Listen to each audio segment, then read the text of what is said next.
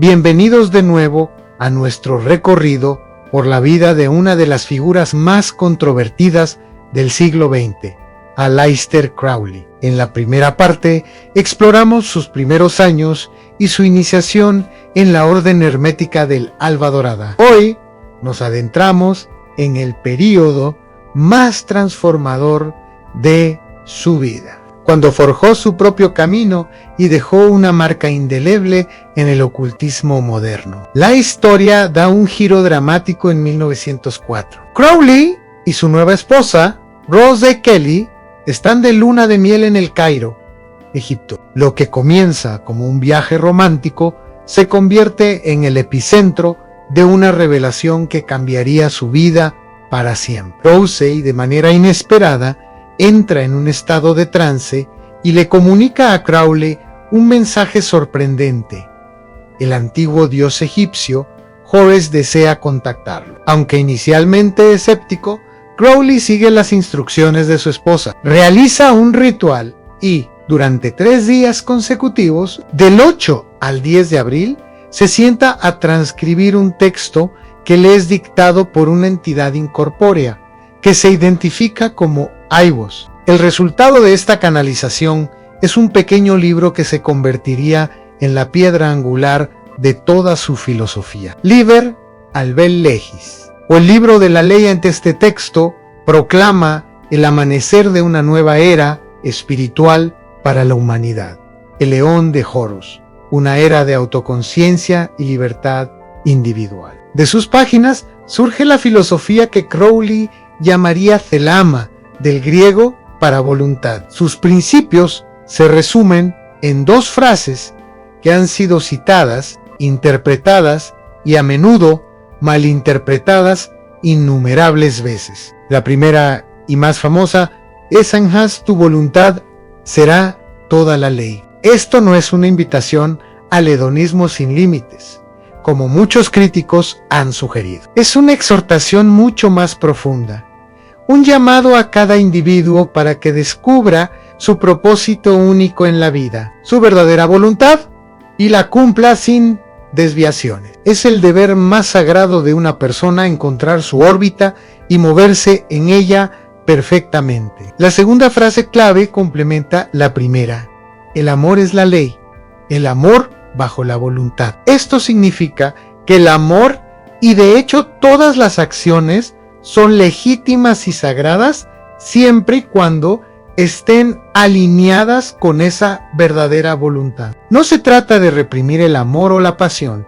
sino de asegurarse de que sirvan a nuestro propósito superior. En lugar de desviarnos de él con esta nueva revelación en mano, Crowley se dedicó a difundir las enseñanzas de Thelama. Para ello, fundó o reformó 2 organizaciones principales que se convertirían en los vehículos de su nueva ley. La primera fue la AA o Argentum Astrum, que significa estrella de plata. Fundada en 1907, esta era la orden de enseñanza de Crowley. Tomó la estructura de grados de la Golden Dawn, que conocía también, pero la despojó de sus elementos antiguos y la reconstruyó por completo en torno a los principios de Thelama. El objetivo de la AA era guiar al aspirante paso a paso en el camino hacia el descubrimiento y la realización de su verdadera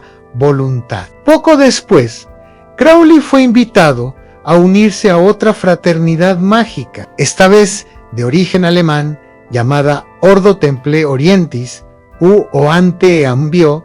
En esta orden, un gran potencial ascendió rápidamente en sus filas, convirtiéndose primero en el jefe de su rama británica y finalmente en el líder mundial de toda la organización. Crowley reescribió por completo los rituales de la O Anteam para alinearlos con Thelema y colocó la magia sexual en el corazón de sus secretos más profundos y grados más altos, considerándola una de las herramientas más poderosas para el logro espiritual. En 1920, Crowley intentó llevar su filosofía de la teoría a la práctica de una manera radical. Fundó una comuna en Cefalú, Sicilia, a la que llamó la Abadía de Thelama. Este lugar sería un laboratorio viviente, una comunidad dedicada a vivir según los principios de haz tu voluntad. La vida en la abadía era una mezcla de intensa práctica ritual, meditación, estudio, uso de drogas como sacramento y una total libertad sexual. Sin embargo, el experimento estaba destinado a terminar en escándalo. La prensa sensacionalista británica se enteró de las prácticas de la abadía y comenzó a publicar historias escandalosas, pintando a Crowley como un monstruo y la abadía como un nido de depravación. La tragedia golpeó cuando uno de sus seguidores, un joven llamado Raoul Loveday, murió tras beber agua contaminada de un arroyo local. Aunque la causa fue una enfermedad tifoidea común en la zona, los periódicos culparon a Crowley y sus rituales. La mala prensa llegó a oídos del gobierno fascista de Benito Mussolini, quien, disgustado por los rumores, expulsó a Crowley y a sus seguidores de Italia en 1923, poniendo fin al sueño de la abadía de Thelama. Los años posteriores a la expulsión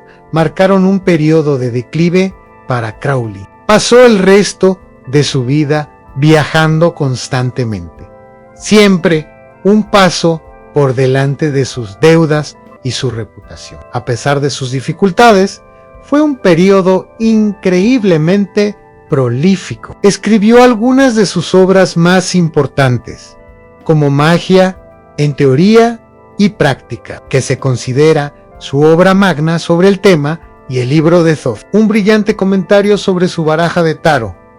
También se dedicó a la pintura, creando obras extrañas y simbólicas. Sin embargo, su salud y sus finanzas se deterioraron constantemente. Una adicción a la heroína, que inicialmente le fue recetada por los médicos para tratar su asma crónica, lo persiguió durante décadas. Finalmente, Aleister Crowley murió en una casa de huéspedes en Hastings, Inglaterra, en 1947, a la edad de 72 años. Pero la muerte de Crowley no fue el final de su historia, sino más bien el comienzo de su leyenda. Su influencia después de su muerte ha sido mucho más vasta de lo que jamás fue en vida.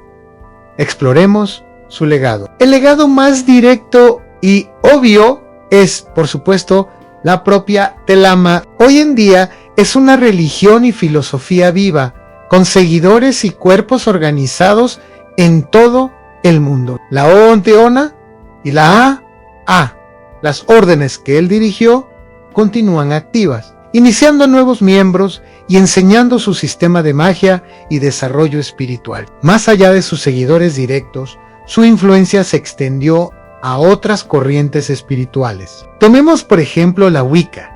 Gerald Gardner, conocido como el padre de la Wicca moderna, conoció a Crowley y fue miembro de la Oantian.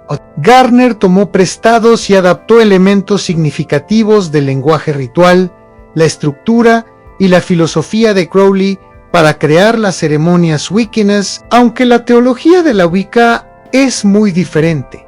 Centrada en la diosa y el dios, la deuda ceremonial con Crowley es innegable. Luego está la magia del caos, un movimiento mágico más reciente que surgió a finales del siglo XX. Los magos del caos se basaron en gran medida en el enfoque pragmático y orientado a resultados de Crowley. El famoso principio de la magia del caos, la creencia es una herramienta, es una evolución directa de la actitud experimental y no dogmática de Crowley, que animaba a los magos a usar cualquier sistema o panteón que funcionara sin quedar atrapados en la ortodoxia. Incluso el satanismo laveano, fundado por Anton LaVey, muestra claras influencias. LaVey se inspiró en la postura anticristiana de Crowley y su exaltación del individualismo. El lema de la Iglesia de Satán, indulgencia, no compulsión, y su propia adaptación de haz lo que quieras, reflejan un espíritu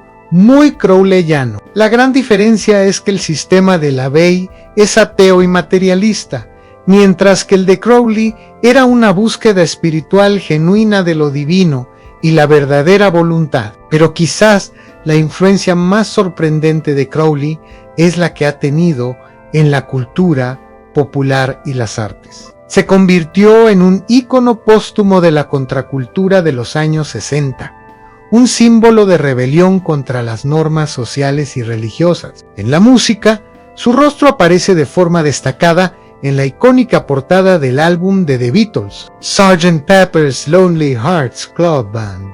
Jimmy Page, el legendario guitarrista de Led Zeppelin, era un ávido coleccionista de las obras de Crowley, e incluso compró su antigua casa en Escocia, Baleskine House, a orillas del lago Ness.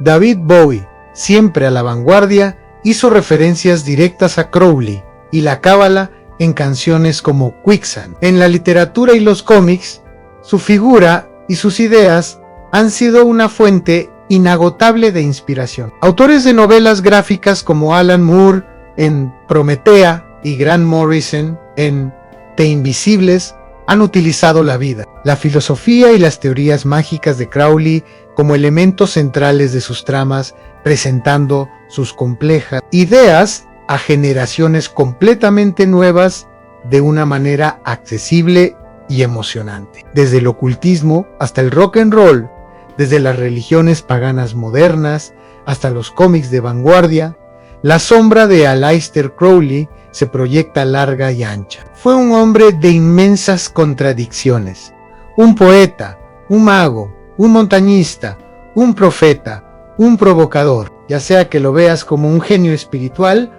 o como el hombre más perverso del mundo. Su impacto en el paisaje cultural y espiritual del siglo XX y más allá es simplemente innegable.